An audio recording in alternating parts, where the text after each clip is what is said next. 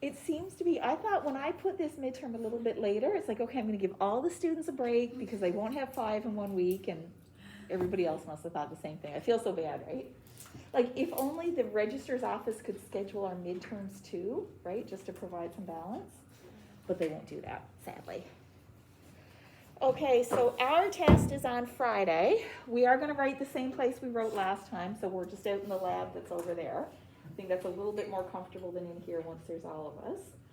The cutoff test for today, we're going to talk about Kirchhoff's laws today. That's going to be our cutoff. So today's lecture will be being for the test.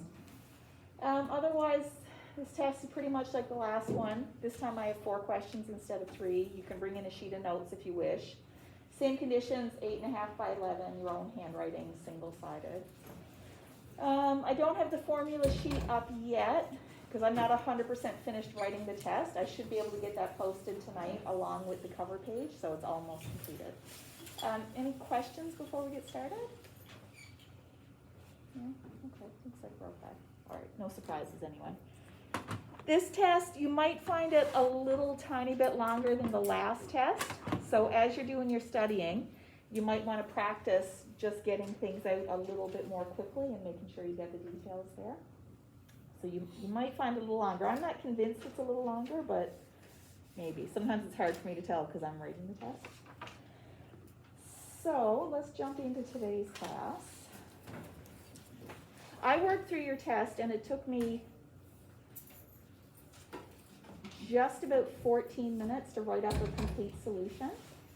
And it's easier for me to write the solution, right? Because I know what the questions are, so I know what the answers are. But I kind of take that to mean that your total writing time is about 14 minutes. That's how long it takes to write out the answers. And then you get just over triple that time because you're probably going to write down some stuff and change your mind and stop and think and everything. So that's about my standard for writing a length of a test. So it should take me not more than 15 minutes, and this didn't take 15 minutes. So I'm hoping it'll be fine.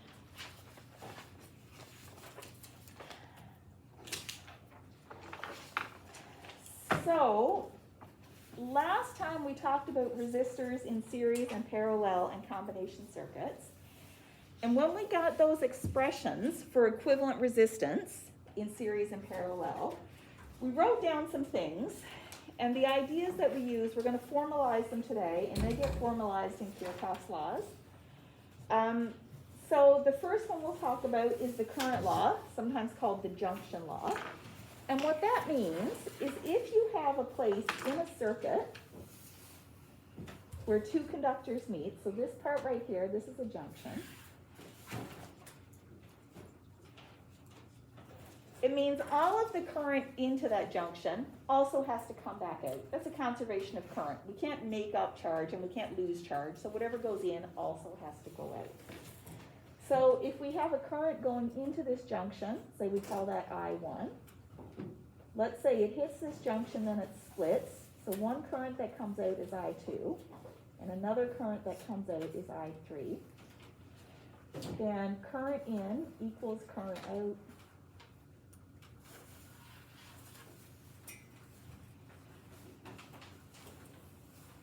Which means I1 equals I2 plus I3.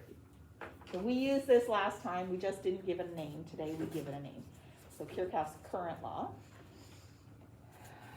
Again, as always, he's not the first guy to think of this. Lots of other scientists study these circuits and these ideas. So everybody who studied circuits more or less knew about this, but his name did get labeled with it. Then we have the potential law. So if we go around a circuit, every element in the circuit will have some potential difference associated with it. So here I've got 4 elements in a circuit. If I call them 1, 2, 3, and 4, they'll have potentials delta V 1, 2, 3, and 4. Okay, so every circuit element has a potential associated with it. Remember, we're assuming ideal wires. So these bits right here, they don't have any resistance. We don't get any potential drop over the wires. It's just the circuit elements like the resistors and the capacitors and things like that. When we take the sum for a closed loop, so when we get into this one, sometimes it's called the loop law because we always identify a loop in a circuit. So there's our loop. when we take the sum of all of those potentials,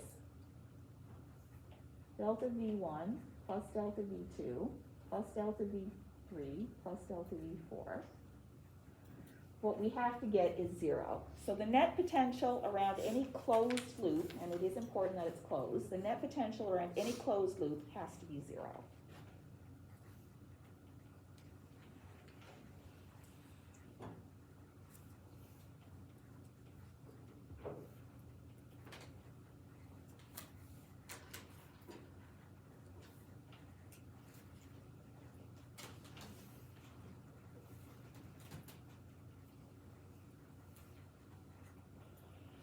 So that's a conservation of energy statement. We know potential energy is associated with potential. All the energy has to be conserved. So essentially all of the potential has to be conserved. Whatever potential we supply to a circuit is the potential we use up in a circuit. So that's a conservation of energy. If you look at this expression, you know they all add up to be 0. That kind of tells you that some of these have to be positive and some of these have to be negative. So our next bit is to figure out how do we know if it's positive or negative.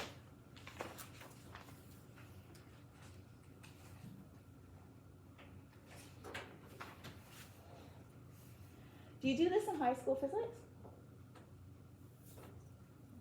Some people, but not overwhelming? Yeah, okay. Maybe not everybody. So let's get at the idea of whether a potential increases or decreases.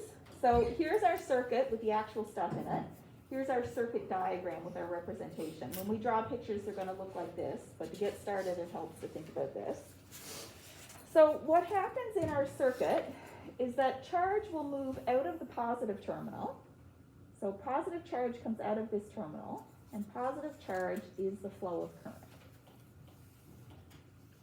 And the positive charge always comes out of the positive terminal, so current comes out of the positive terminal of the battery. So this is a source, it's our supply of potential. Because the battery supplies potential to the circuit, it has a positive potential difference. So this puts in energy that's positive. So delta V of the battery is positive. It supplies energy.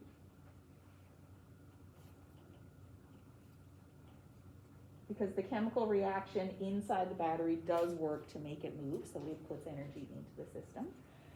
So that's what's happening here. Another way to think about the fact that delta V of the battery is 0, as our current comes around the circuit, around this way, the charge enters at the negative terminal and moves to the positive terminal. The negative terminal would be a low potential, and the positive terminal would be a high potential. So it moves from low potential to high potential. The potential gets bigger, so it's a positive change in potential. So that's another way to think about it. So we okay with the battery? All right. So then what about the resistor? There's a couple of ways to think about it. This wire, remember, we said that was ideal, so there's no loss of potential across the wire. That means this point and this point have to be at the same potential because there's no change in potential as we move along that wire. So this end was a high voltage. It had a positive, so this is also positive, okay, because there's no change from here to here.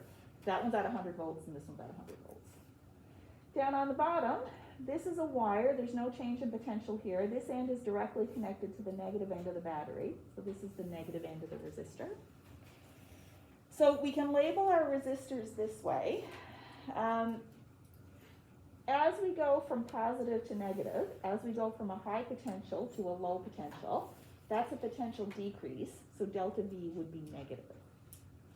So delta V of a resistor, so if this is a resistor R, is less than 0. It dissipates energy.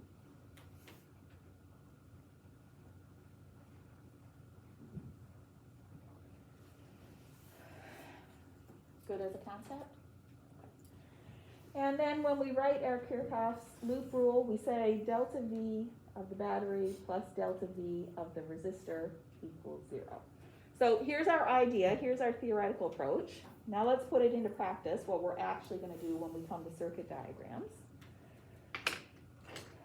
So we've got our battery here with a potential. Charge leaves, flows around the circuit, so it makes current I. The first thing we do in these problems is we identify a loop, and that means a closed loop around the circuit. So this is going to be our loop.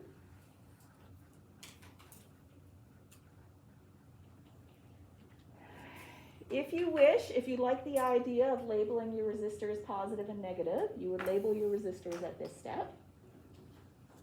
So this end is positive, comes here to this end, that one is positive, this and this connect, so they both have to be negative.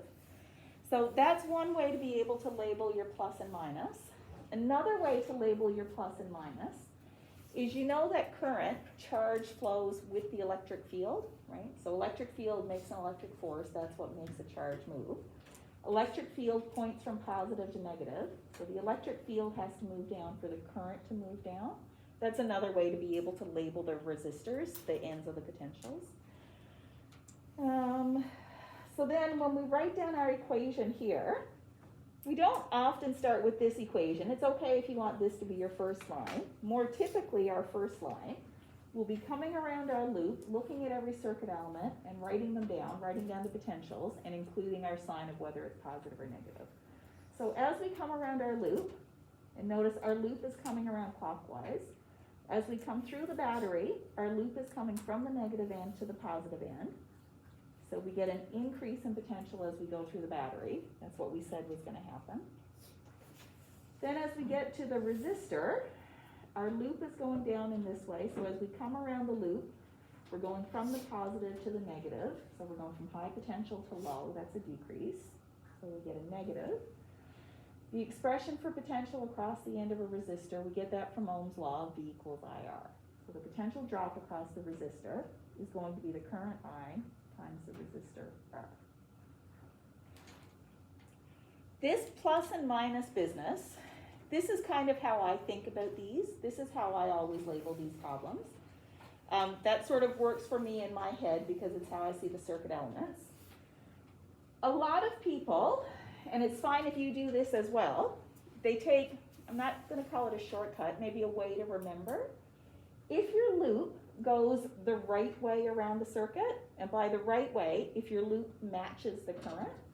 So if your loop direction and your current direction, if they match, batteries will always have an increase and resistors will always have a decrease. If your loop and your current don't match, if they're opposite directions, then we get the opposite behavior. Your battery would have a decrease and your resistor would have an increase. So if it goes the right way, it acts the right, if it goes the right direction, same direction, it acts the right way. If it goes the opposite direction, we get the opposite behavior. We'll go through some examples where we have to do that. Okay, so this one, this was an increase because we go from plus to, minus to plus, or low to high.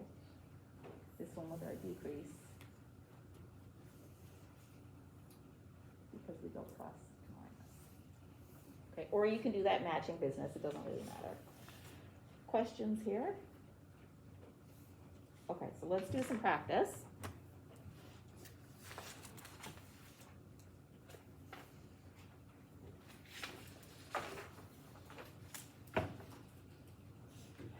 So let's take an example where we have 3 resistors, and we did this last day, pretty sure we did this one last day, as an equivalent circuit to figure stuff out. So now we'll use a different method, and we already know what the answers are going to be because we already did this once. So let's solve this problem using Kirchhoff's laws. So when we start these problems, we more or less always start them the same way. The first thing we do is we start to draw the currents in our circuits. So in this branch right here, we know that the current is going to come out of the battery. It's going to flow this way. Our picture has already labeled that I, so I'm going to stick with the I notation there. Our current I is going to flow through the 15 ohm resistor, and then it's going to get to this junction. At this point, the current can split. Some of it will go up through the 4 ohm resistor, and some of it will go down through the 8 ohm resistor. We have to label those currents. I'm going to call them I1 and I2. So the I1 comes through the 4 and comes down to this junction. I2 goes through the 8 and up, comes to this junction. It recombines, and now we're back to current I, which goes all the way around the circuit and back into the battery. Okay, so the first thing you have to do is label all of your currents really clearly. The next thing you should do, or I recommend, is to draw your loops to make sure you know what loops you're talking about and what loops you're going to write the equation for. So the two closed loops I can see in this picture is in here. This is a closed loop. I'm going to call this loop 1. So kind of coming around this way. So there's my loop 1. When I drew my loop, I tried to match the current because I don't want to get tangled up in thinking about same direction, opposite direction. I'd like for it to be sensible. Okay, so I try to match my loop to my current when I can. And then the other loop I can see is inside here, so that's going to be my loop 2. While I'd like everything to match inside this loop, not everything does. So loop 2 matches the current I1, but it doesn't match I2. That's going to happen sometimes. Okay, if you wish, if you like the plus and minus stuff, you can go ahead and label those. Our current I goes through this resistor this way. That makes that a positive and this a negative. I1 goes through this way. That makes this a plus and this a minus. I2 goes through this way, makes that a plus and that a minus. So if you like that notation, you can go ahead and put that in your diagram as well. If you don't care for it, you don't have to put it in. How does it make it a plus if it's coming out of a minus? Wouldn't it be minus to minus and then plus to plus, or? So these two are connected at the same points, so they both have to be positive, Okay. same potential. These two are connected at the same point, they both have to be the same potential, both negative. Does that answer your question? Yeah. Okay. Okay, so still good? Still good. So now we've got our diagram done, and we're setting ourselves up to be able to write down our laws and solve them. So let's start with our current law. So let's pick a junction where we can write down the current law. And let's pick the first junction we came to, where the current split. So let's write our junction law at this junction for our current law. So our current law says that current I, that's the amount of current in, equals the current out, I1 plus I2. So there's our first equation. So the current just had to split over two paths. Then we'll write our two loop rules. So let's do loop 1 first, and then we'll do loop 2.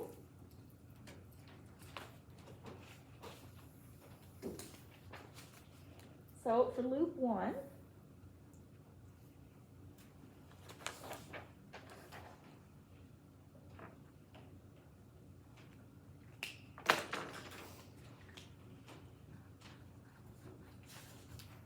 so let's go around our circuit. Let's start with the battery. Our loop matches our battery. We go from minus to plus. That's a potential increase. So we have plus 9 volts. Typically, I do write in units in every step of my workings. I think this time I'm not going to, because just visually it's a little bit cluttery to look at. If you prefer to leave your units in, no problem. I'll never ding you for leaving them in. But it's okay if you don't have them in your workings and you just put them in at the end.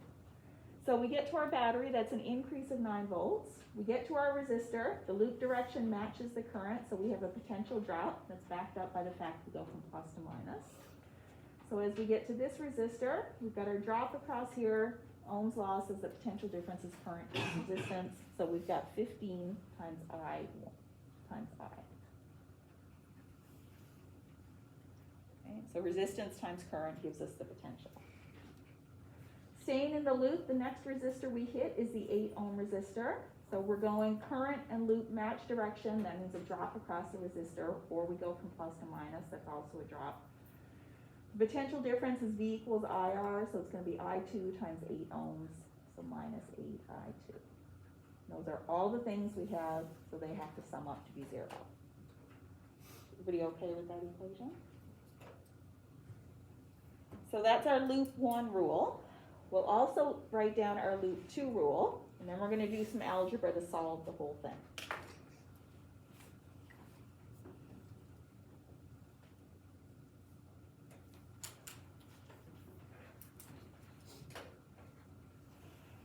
So for our loop 2, we'll come around the loop. The first resistor we get to is the 4 ohm resistor. For the 4 ohm, our loop matches our current direction. That means a potential drop, or we go from plus to minus. That's also a drop. So we've got a drop across the 4 ohm resistor. That means minus The potential difference is the current times the resistance for I1. The next one we come to is our 8 ohm resistor. Here's the one that acts funny. Loop 2 is going to the left. I2 is going to the right. Those are opposite directions. That means a potential increase going in this direction. It's backed up by the fact that we're going from the negative end to the positive end, which is an increase. So we've got a potential increase when we come this way around the loop, and that's going to be 8 ohms times I2 has to be 0. This is the guts of the problem. So how come we don't include 4 ohms in the loop 1, but we do include 8 ohms? 4 ohm resistor is not part of loop 1. Loop 1 is this one. So it's always the inside loop, the closed bit, right? So you can't get to that 4 ohm loop, that 4 ohm resistor following this branch of the circuit. See, I was expecting it to like skip the 4 and 8 entirely and kind of just pretend like they're not there, and then it'd be just 9 minus 15i. Oh, but they are there. Yeah.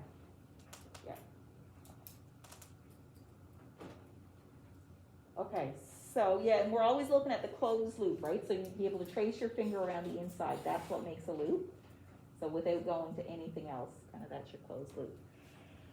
So now if you look at our equations, what we have is 3 equations and 3 unknowns. Now it's time to do some algebra and solve it. There'll be different ways to do the algebra.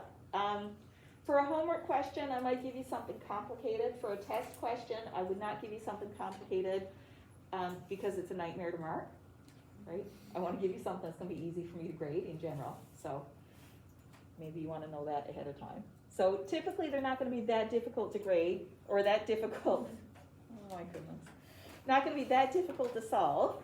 If I look at this expression, I see that I could rearrange this one. I could solve this equation to say I is a function of something with I2. So I could get I on this side, everything else on this side. I'll have an I2 in it. I could do the same thing down here. I can get I1 on this side, everything else on the other side. Then I can take those 2 things, pop them in up here, and be able to solve for my I2. So that's going to be my strategy here. So I'll start with loop 1. I'm going to rearrange to solve for I.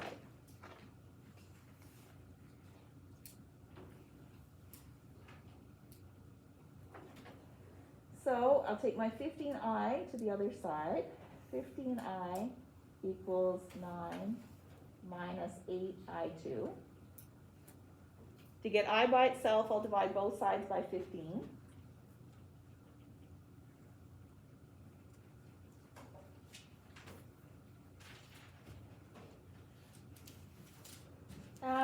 If you're a fan of fractions, you can leave it in fractions for now, or you can go straight to doing that on your calculator to get a decimal. So 9 over 15 is 0.6. Minus 8 over 15 is 0.533.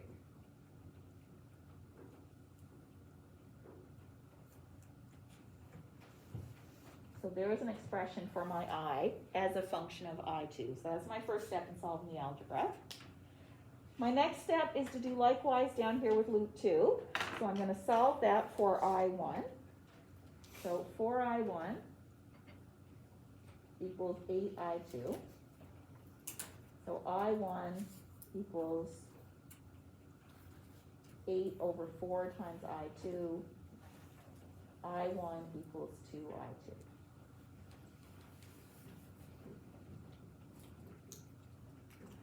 Good the algebra? Yeah, I'm not going to do a million of these. I know it's boring to watch. Okay, let's take these 2 things, put them in this equation, and then let's see if we can figure out our currents. So my I was 0.6 minus 0.533 I2. So I put this in for my I right here. That's equal to I1. I said I1 was 2I2. And then plus my I2. In this equation, the only unknown I have now is I2. This is an equation I can solve. This is not going to be difficult to do. So 0.6 equals 0.533 plus 2 plus 1 times I2 equals 3.533 I2, so I2 equals 0.6 over 3.533, 0.170 amps. Oh, I dropped my I2, sorry, I2. So there's my current I2. If you wish, you can go ahead and label that on your diagram. I2 equals 0.170 amps. So that was something I was asked to find the current through each resistor. Now that I have my I2, I can find my I and my I1. So I'll come back to these equations to find those other currents. So I is equal to 0.6 subtract 0.533 times 0.170 gives me current I is equal to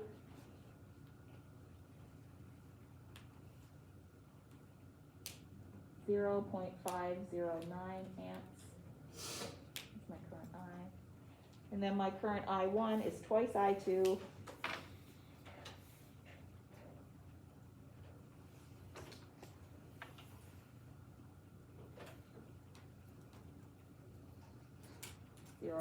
.340 amps. And if we want to put those on the diagram, we certainly can. So my I1 is 0.340 amps, and my current I is 0.509 amps. Okay, any questions?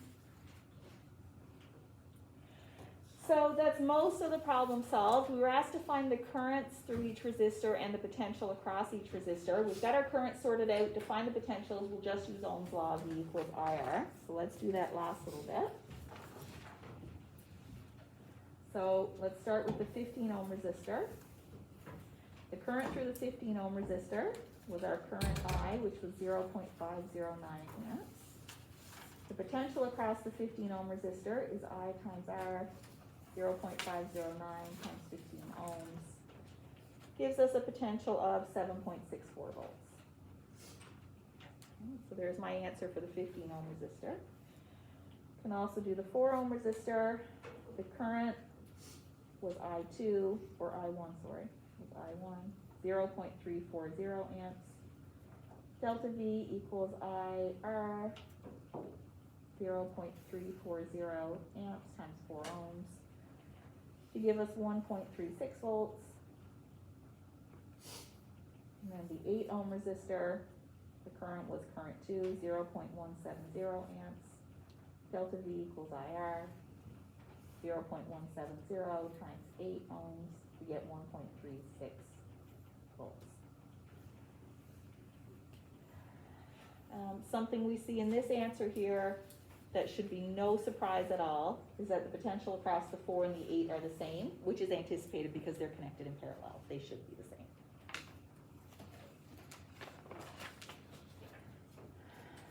Questions? Yeah. On a test, you'll specify if you want us using Kirchhoff's laws or equivalent resistance? Sometimes yes, sometimes no. If I'm specific, then you kind of have to do it, well, you don't have to do it. But to get the credit, you should do it the way I say. If I don't specify, then do whatever you prefer. There will be some problems. You can only solve using Kirchhoff's laws, and we'll do one of those before we leave this part. Yeah, so I guess I could be sneaky and put in a problem like that you couldn't do with equivalent circuits.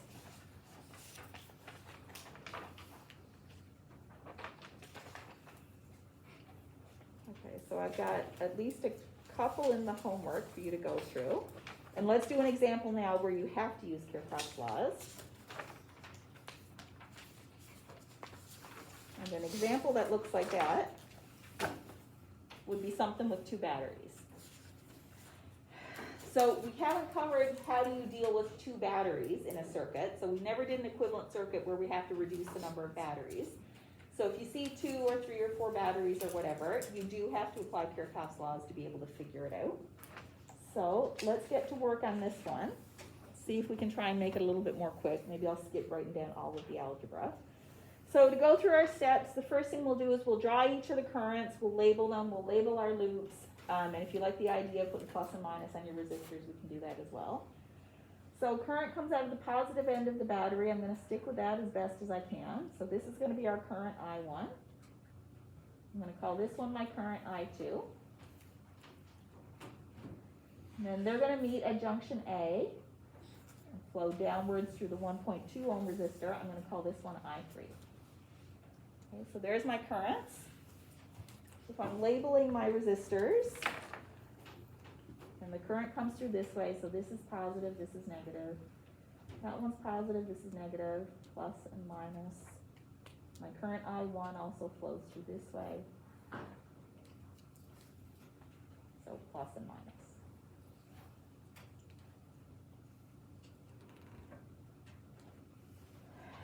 So let's see what we get for all this stuff. So we've got all of our currents drawn. Let's identify our loops.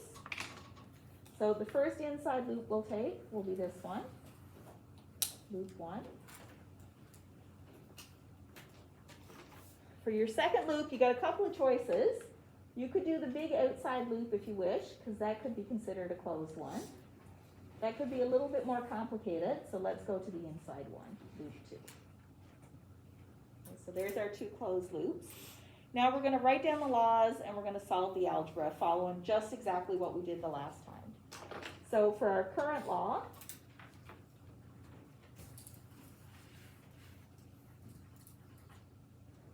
I1 plus I2 equals I3. Okay, so there's our current law.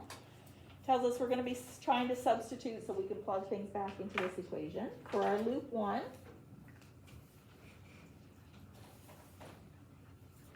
so as we come around this loop, we've got an increase with our battery, so that's plus 12 volts. We've got a decrease with this resistor, minus 3.9 times I1. Decrease with this resistor, minus 1.2 I3.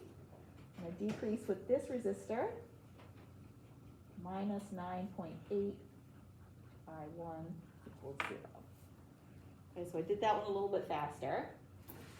In every case, our loop matches our current, so everything acts the correct way, the way we expect it to. This one, I got a couple of terms with I1, so before I go any further, I'm just going to combine those 2 terms. 12 minus 13.7 I1 minus 1.2 I3 equals 0. Okay, so there's my loop 1 rule. Let's write down our loop 2 rule. Oh, and actually, I want to change my mind about the direction of loop 2. I want to go with the battery. So I'm going to take my loop 2 this way instead. Okay, so my loop 2 is going to match my I2 and my I3. So whenever possible, it's just easier to make them match. So for loop 2, the battery has an increase of 9 volts. I'm going to decrease across the top resistor, so minus 6.7 I2. A decrease across the 1.2 ohm resistor, minus 1.2 I3 equals 0. So there's my loop 2 equation. I'm going to solve loop 1 for I1. I'll solve loop 2 for I2, and I'll stick them both in the current law, and I'll be able to find my currents. You okay with the equations here? All right. So for loop 1, 13.7 I1 equals 12 minus 1.2 I3. Divide both sides by 13.7. I1 equals 12 over 13.7 minus 1.2 over 13.7 I3 equals 0.876 minus 0.0876 I3. Sorry for the disaster of my notes. Clearly I should not have used the big pens. But hopefully it's neat enough you can still see it. Okay, let's do likewise down here with loop 2. 6.7 I2 equals 9 minus 1.2 I3. I2 is 9 over 6.7 minus 1.2 over 6.7 I3. 1.34 minus 0.179 I through. Okay, so now I can pop these two in for my current law.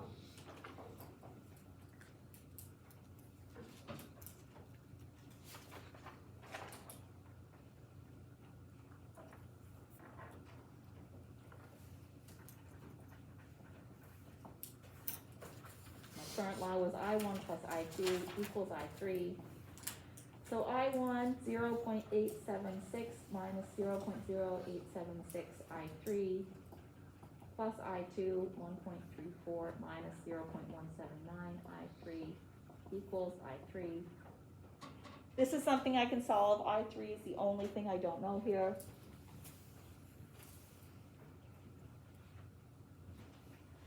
So 0.876 plus 1.23, that's 2.136. Put all my I3s on the other side. 1 plus 0.179 plus 0.0876 I3 equals 1.2666 I3. I3 equals 1.83. So there's my current I3. That's the current that flows down through this resistor. I can use I3 now to find my other two currents. So if I go back to this equation, I can find I1.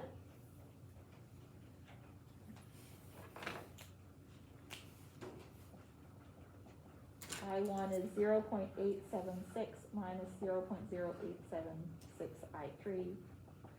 Put in my I3, and what I get for I1 is 0.716 amps.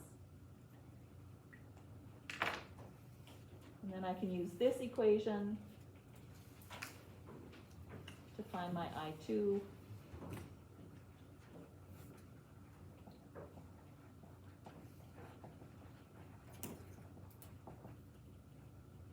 .01 amps.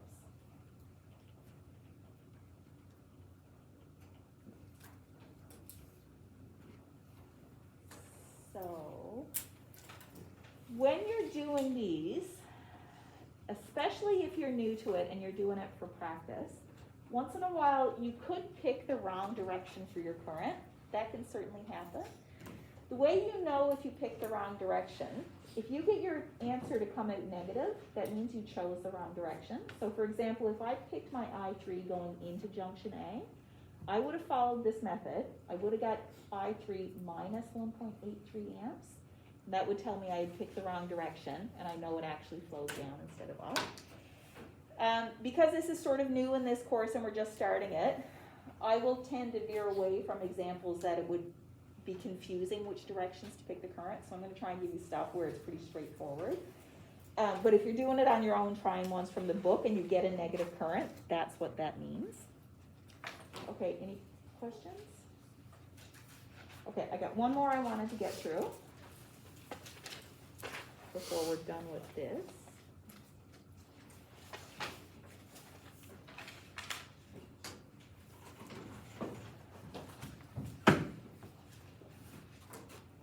So this is sort of neat.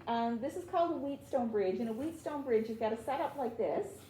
And what you do is you make it, you put in this resistor specifically so you get no current through this branch. And it's just a device you can set up for measuring different resistors. So that's kind of the idea. So let's do an analysis of it. Let's figure out what resistor we would have to put in here in order to get none of the current to split through this branch. Okay, it's kind of an interesting problem. You could do this with an equivalent circuit, but we're not going to do it that way. So let's follow our same method. Let's draw our currents. So current I1 will come out of the battery. It's going to hit this junction right here. Part of it is going to go forward, down through here. And part of it is going to come down through here. I'm going to label this one I2. And I'm going to label this one I3. Okay, and then we have something interesting. Okay, so I kind of like this one. So we said we make the current in the 85 ohm resistor equal to 0. If this current is 0, when our currents here get to this junction, it means they don't go through this branch, because that current is 0, because that's part of the given setup of the problem. So that's kind of interesting. So what it means is that when I3 hits this junction, none of it goes here, which means all of it goes here. So this also has to be I3, okay, because of the special setup of this problem. Likewise, right here, when I2 hits this junction, none of it goes through the 85 ohm resistor, and all of it goes through the 12.5. I'll label that I2. Then they recombine at this junction to come back to make I1. So there's all of our currents labeled, yep. So if it wasn't, the resistor had to be 0, it would have been I4 going across, and then I5 and I6 on the bottom too. Yeah, which would be harder to analyze, right? Yeah, that would be real tangly with the algebra. Okay, so let's identify the loops that we might use. So I can see 3 loops that could be useful. Loop 1. And loop 2.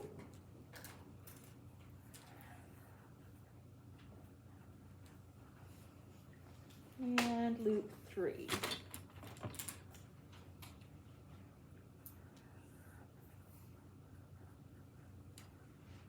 Okay, so now let's do our process where we write down all of our laws. Here we have 3 loops. We're probably going to write down 3 potential laws. So let's write down our current law first, or a junction rule. I1 equals I2 plus I3. So there's our first bit. Let's go to loop 1 and see what that tells us. As I come around loop 1, I've got a potential increase with my battery, so I've got plus 15 volts. I've got a decrease across the 25 ohm resistor because my loop and my current are going in the same direction. Now I've got a decrease across my 12.5 ohm resistor.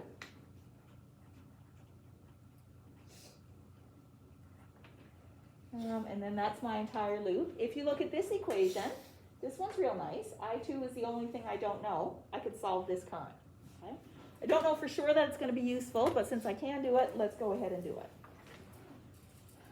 So 15 equals 37.5 I2. I2 is 15 over 37.5, 0.4 amps. So now I know my current I2. That's good. Let's go to my loop 2 and see if I can learn anything from loop 2.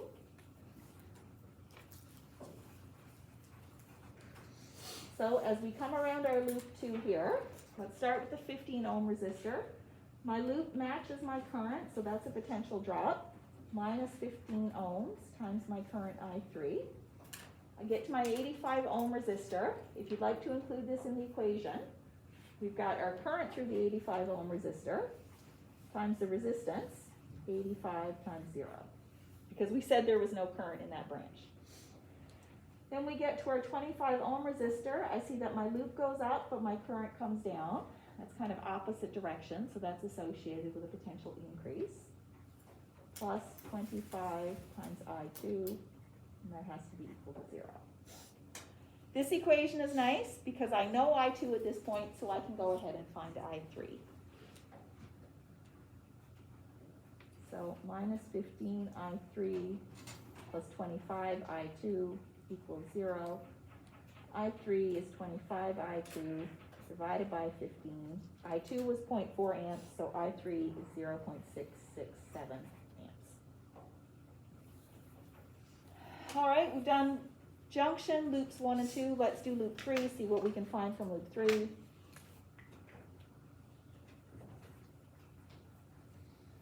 For my loop 3, as I go around the circuit, I'll start with this unknown 1R. My loop and my current direction match, so I've got a potential drop. Minus R times I3. I get to my 12.5. My loop and my current don't match. That's associated with a potential increase. Plus 12.5 times I2.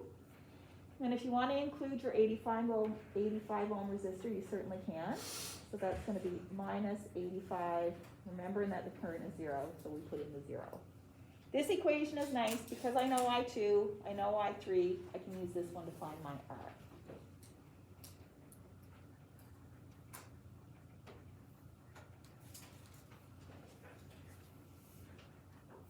R is equal to 12.5 I2 divided by I3, 7.50 ohms. So if you put in a resistance of 7.5 ohms there, you're not going to get any current through this branch at all. Any questions? So this one started out by looking really hard with all these loops and all these resistors. This was the simplest one we did so far. Any questions? Okay, so in the notes after this, there's 2 more homework questions. I'm going to be posting the answers for those. But in the meantime, I'll just put a note here on the slide that this material is our test cutoff. Okay, so the stuff we start on Wednesday will not be on the test. We're a few minutes early, but we can quit here for today, unless people really want to start RC circuits today. No, we're good?